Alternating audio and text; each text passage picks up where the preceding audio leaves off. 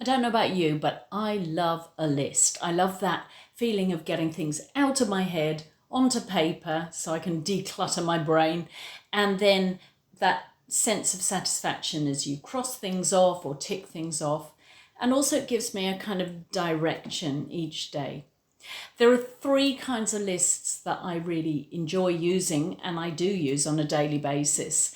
And the first one is the good old to-do list.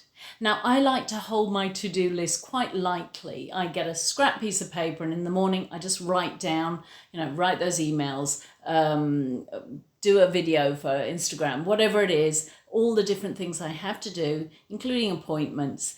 And as I go through the list, I'm crossing them off.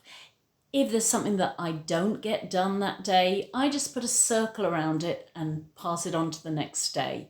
And I can do that without too much self-blame or criticism. It's fine, it's part of the process for me. And I also enjoy maybe sometimes putting things on a universal to-do list. This didn't get done by me. Maybe it could just get sorted out on its own. So I don't have to be actively involved in getting everything done.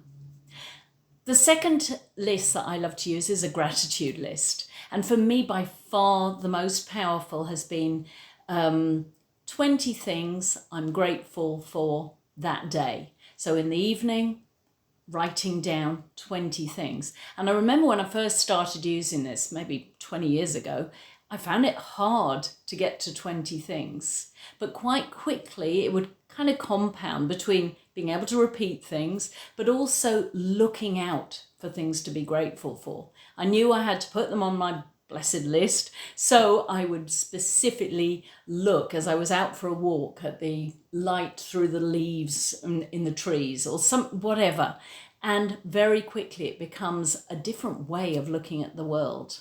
So that's been super powerful for me. And the third list maybe is less common, and that is basically listing or setting your intentions for the day, the week, or the month ahead.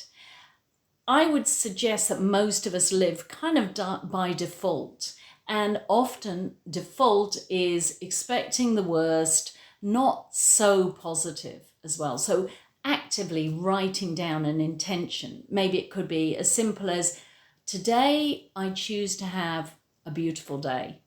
And then if that means a slight improvement in and purpose driven, if you like, future, I'm all for it.